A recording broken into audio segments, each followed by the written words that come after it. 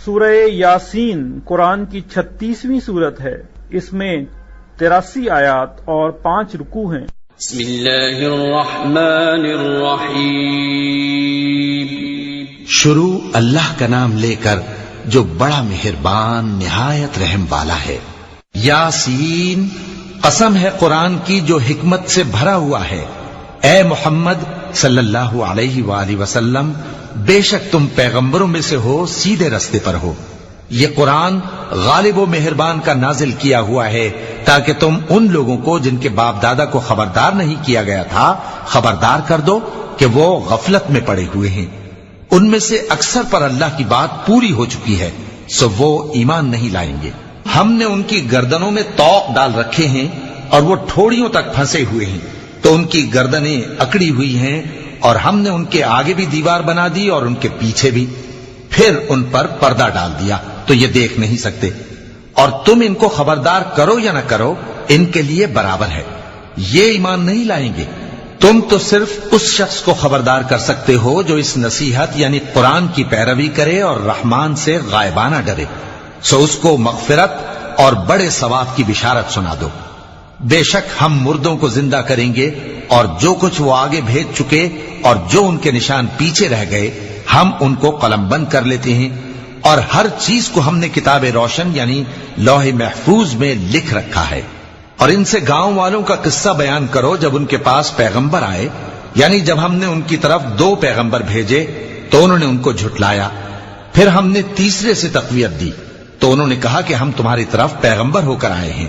وہ بولے کہ تم اور کچھ نہیں مگر ہماری طرح کے آدمی ہو، اور رحمان نے کوئی چیز بھی نازل نہیں کی، تم محض جھوٹ بولتے ہو۔ انہوں نے کہا کہ ہمارا پروردگار جانتا ہے کہ ہم تمہاری طرف پیغام دے کر بھیجے گئے ہیں، اور ہمارے ذمے تو صاف صاف پیغام پہنچا دینا ہے اور بس۔ وہ بولے کہ ہم تم کو اپنے لیے منحوس سمجھتے ہیں، اگر تم باز نہ آؤ گے تو ہم تمہیں سنسار کر دیں گے، اور تم کو ہم سے دکھ دینے والا عذاب پہنچے گا۔ انہوں نے کہا کہ تمہاری نحوست تمہارے ساتھ ہے، کیا اس لیے کہ تم کو نصیحت کی گئی؟ نہیں، بلکہ تم ایسے لوگ ہو جو حد سے تجاوز کر گئے ہو۔ اور شہر کے پرلے کنارے سے ایک آدمی دوڑتا ہوا آیا، کہنے لگا کہ اے میری قوم، پیغمبروں کے پیچھے چلو، ایسوں کے جو تم سے صلہ نہیں مانگتے اور وہ سیدھے رستے پر ہیں۔ اور میں کیوں اس ذات کی پرستش نہ کروں جس نے مجھے پیدا کیا اور اسی کی طرف تم کو لوٹ کر جانا ہے؟ کیا میں اس کو چھوڑ کر اوروں کو معبود بناؤں کہ اگر رحمان مجھے نقصان پہنچانا چاہے تو ان کی سفارش مجھے کچھ بھی فائدہ نہ دے سکے اور نہ وہ مجھے چھڑا ہی سکیں؟ تب تو میں کھلی گمراہی میں پڑ گیا۔ میں تو تمہارے پروردگار پر ایمان لایا ہوں، سو میری بات سن رکھو۔ حکم ہوا کہ بہشت میں داخل ہو جا۔ بولا کاش میری قوم کو پتا چل جائے کہ میرے رب نے مجھے بخش دیا اور مجھے عزت والوں میں شامل کیا، اور ہم نے اس کے بعد اس کی قوم پر کوئی لشکر نہیں اتارا اور نہ ہم اتارنے والے تھے۔ وہ تو صرف ایک چنگھاڑ تھی، سو وہ اس سے ناگہاں بجھ کر رہ گئے۔ بندوں پر افسوس کہ ان کے پاس جب کوئی پیغمبر آتا تو وہ اس سے تمسخر ضرور کرتے۔ کیا انہوں نے نہیں دیکھا کہ ہم نے ان سے پہلے بہت سے لوگوں کو ہلاک کر دیا تھا؟ اب وہ ان کی طرف لوٹ کر نہیں آئیں گے، اور سب کے سب ہمارے روبرو حاضر کیے جائیں گے۔ اور ایک نشانی ان کے لیے زمین مردہ ہے کہ ہم نے اس کو زندہ کیا اور اس میں سے اناج اگایا، پھر یہ اس میں سے کھاتے ہیں، اور اس میں کھجوروں اور انگوروں کے باغ پیدا کیے اور اس میں چشمے جاری کر دیے تاکہ یہ ان باغوں کے پھل کھائیں، اور ان کے ہاتھوں نے تو ان کو نہیں بنایا، تو پھر کیا یہ شکر نہیں کرتے؟ وہ ذات پاک ہے جس نے زمین کی نباتات کے اور خود ان کے اور جن چیزوں کی ان کو خبر نہیں سب کے جوڑے بنائے۔ اور ایک نشانی ان کے لیے رات ہے کہ اس پر سے ہم دن کو کھینچ لیتے ہیں تو اسی وقت ان پر اندھیرا چھا جاتا ہے، اور سورج اپنے مقرر رستے پر چلتا رہتا ہے۔ یہ اس غالب و دانا کا مقرر کیا ہوا اندازہ ہے۔ اور چاند کی بھی ہم نے منزلیں مقرر کر دی، یہاں تک کہ گھٹتے گھٹتے کھجور کی پرانی شاخ کی طرح ہو جاتا ہے۔ نہ تو سورج ہی سے یہ ہو سکتا ہے کہ چاند کو جا پکڑے، اور نہ رات ہی دن سے پہلے آ سکتی ہے، اور سب اپنے اپنے مدار میں تیر رہے ہیں۔ اور ایک نشانی ان کے لیے یہ ہے کہ ہم نے ان کی اولاد کو بھری ہوئی کشتی میں سوار کیا، اور ان کے لیے ویسی ہی اور چیزیں پیدا کی جن پر یہ سوار ہوتے ہیں۔ اور اگر ہم چاہیں تو ان کو غرق کر دیں، پھر نہ تو ان کا کوئی فریاد رس ہو اور نہ ان کو رہائی ملے، مگر یہ ہماری رحمت اور ایک مدت تک کے فائدے ہیں۔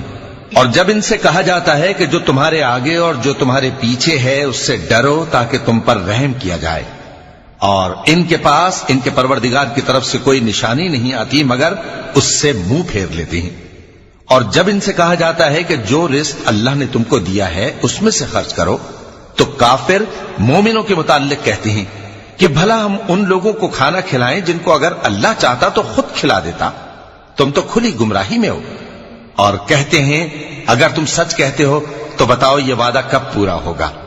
یہ تو ایک چنگھاڑ ہی کے منتظر ہیں جو ان کو اس حال میں کہ باہم جھگڑ رہے ہوں گے آ پکڑے گی، پھر نہ تو یہ وصیت ہی کر سکیں گے اور نہ اپنے گھر والوں میں واپس جا سکیں گے۔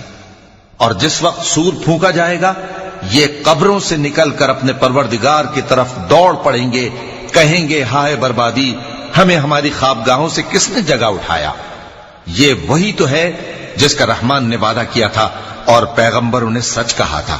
وہ تو صرف ایک زور کی آواز ہوگی کہ سب کے سب ہمارے روبرو آ حاضر ہوں گے، پھر اس روز کسی شخص پر کچھ بھی ظلم نہیں کیا جائے گا اور تم کو بدلہ ویسا ہی ملے گا جیسے تم کام کرتے تھے۔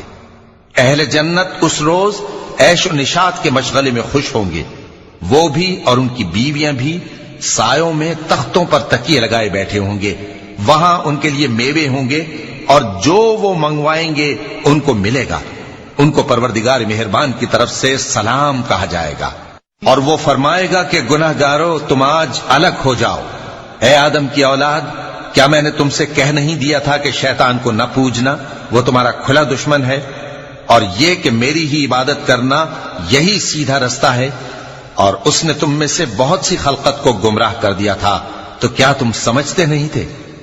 یہی وہ جہنم ہے جس کے تمہیں دھمکی دی جاتی تھی، جو تم کفر کرتے رہے ہو اس کے بدلے آج اس میں داخل ہو جاؤ۔ آج ہم ان کے منہوں پر مہر لگا دیں گے اور جو کچھ یہ کرتے رہے تھے ان کے ہاتھ ہم سے بیان کر دیں گے اور ان کے پاؤں اس کی گواہی دیں گے، اور اگر ہم چاہیں تو ان کی آنکھوں کو مٹا کر اندھا کر دیں، پھر یہ رستے کو دوڑیں تو کہاں سے دیکھ سکیں گے؟ اور اگر ہم چاہیں تو ان کی جگہ پر ان کی صورتیں بدل دیں، پھر وہاں سے وہ نہ آگے جا سکیں اور نہ پیچھے لوٹ سکیں۔ اور جس کو ہم بڑی عمر دیتے ہیں تو اسے تخلیق میں اوندھا دیتے ہیں، یعنی اسے بچپن کی کمزوری والی حالت کی طرف لوٹا دیتے ہیں، تو کیا یہ سمجھتے نہیں؟